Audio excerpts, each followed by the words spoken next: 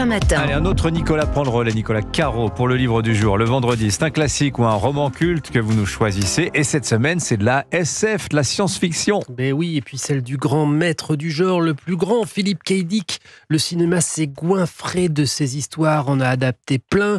Blade Runner, c'est lui. En version roman, le titre, c'est Les androïdes rêvent-ils de moutons électriques, d'ailleurs.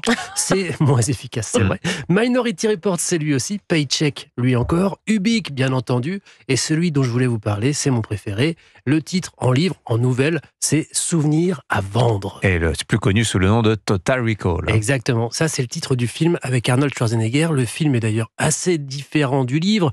Le nom du héros est légèrement modifié. D'ailleurs, dans le film, c'est Douglas Quaid. Dans le livre, Douglas Quell. Et donc, Douglas est un petit employé sans trop d'envergure, mais qui rêve de partir sur Mars. Dit comme ça, c'est idiot.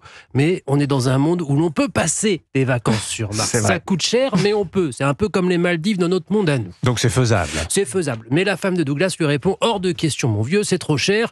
Ils n'ont pas les moyens, et blablabla, et blablabla. Et ça l'agace. Alors il se résout à tenter une alternative. Il se rend chez Recall. Il a vu une pub, ça a l'air sérieux. C'est une entreprise qui vous implante de faux souvenirs. Une petite manipulation du cerveau de rien du tout via une machine spéciale. Ça dure pas longtemps, c'est sans douleur. Et quand vous vous réveillez, vous avez vraiment l'impression d'avoir passé 2 semaines sur Mars. Imaginez. On vous envoie en plus des gadgets, des objets qui correspondent à vos souvenirs pour que vous puissiez tomber dessus chez vous et vous rappeler les bons moments. Franchement, pas la peine de prendre des risques, de se fatiguer avec le voyage, le vrai qui est un peu pénible. C'est plus rapide, moins cher et le résultat est exactement le même. Donc Douglas y va. On l'installe, on l'endort, la procédure s'enclenche, mais quelque chose résiste. Ça se passe mal. Les techniciens paniquent, ils ont peur de lui griller le cerveau, ils stoppent tout et ils le laissent dans un taxi direction chez lui. Quand il se réveille, il se souvient de tout, donc il y retourne, il veut savoir ce qui s'est passé. Manifestement, les faux souvenirs sont entrés en collision avec des vrais. Il serait déjà allé sur Mars, et pas pour des vacances, même s'il n'en a aucun souvenir. Comme toute l'œuvre de K. Dick, c'est une histoire qui vous fait l'air de rien vous poser des questions métaphysiques. Qui suis-je ? Suis-je ma mémoire ? Qu'est-ce qu'un souvenir ? Tout ça dans une intrigue haletante et géniale. Voilà, Total Recall, mais c'est souvenirs à vendre dans l'œuvre de Philip K. Dick. Merci Nicolas Caro. Un mot du festival de Nancy. Oui, aujourd'hui, 46e édition du Livre sur la Place à Nancy. Très beau festival, gros festival. Ça commence aujourd'hui jusqu'à dimanche. Il y aura Miguel Bonnefoy qui sera aussi mon invité de dimanche soir dans La Voix et Livre. Adrien Borne, Abel Quentin, Alice Zéniter, Emma Becker. Enfin, il y a tout le monde. Ah oui, ils sont tous. Puisqu'on a à faire des annonces, La Voix et Livre, votre émission dimanche 18h-19h. Votre invité ? Miguel Bonnefoy. Ah, Le rêve du jaguar. Exactement. Voilà, un siècle raconté en 200 pages. Du Venezuela. Oui, je me souviens. Wow. Merci beaucoup Nicolas. Les sorties musicales de la semaine, Joïm, c'est la rentrée des comebacks cette saison. Qu'est-ce qui se passe ? Après, la reformation d'Oasis, puis le retour de David Gilmour, on en parlait la semaine dernière, et puis la rumeur The Cure qui ne cesse d'enfler de plus en plus. C'est au tour des Écossais de Franz Ferdinand de faire leur grand retour après 7 ans d'absence. Souvenez-vous, Franz Ferdinand, c'était ça.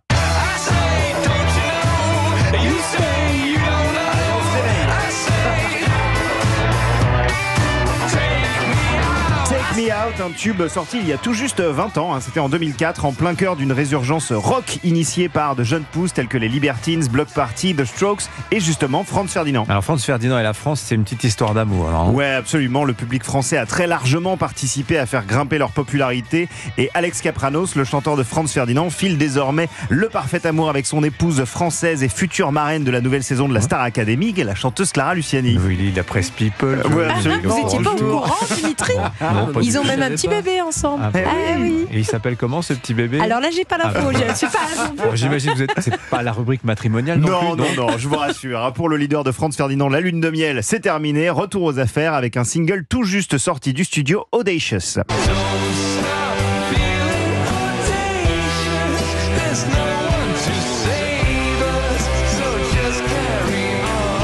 Petit côté Tears for Fears, je trouve, sur ce single. The Human Fear, c'est le titre du 6e album de Franz Ferdinand qui sortira le 10 janvier 2025. Pour l'occasion, le groupe annonce une poignée de concerts exceptionnels, dont un à la Cigale, à Paris, le 27 février prochain. Les places seront mises en vente la semaine prochaine, mercredi 18 septembre à 10h précise.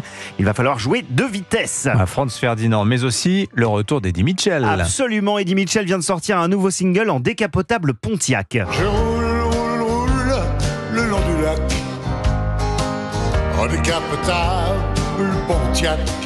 Et ce n'est pas qu'un single, hein. Le nouvel album d'Eddie Mitchell va s'intituler Amigos. Il sortira le 8 novembre prochain. Il a été coécrit par Souchon père et fils. Oh. Et de nombreux invités prestigieux ont également mis leur contribution, entre autres William Scheller, Pascal Obispo et j'en passe encore. Le nouveau single est disponible dès maintenant. Increvable Eddie Mitchell. Oui, il a vraiment la pêche, 81 ans et toujours vaillant apparemment. Prenez-en de la graine, Joe. Merci. J'ai encore le temps, ça va. Joe, on vous retrouve dans Culture Média tout à l'heure, Tout à l'heure. à partir de 10h.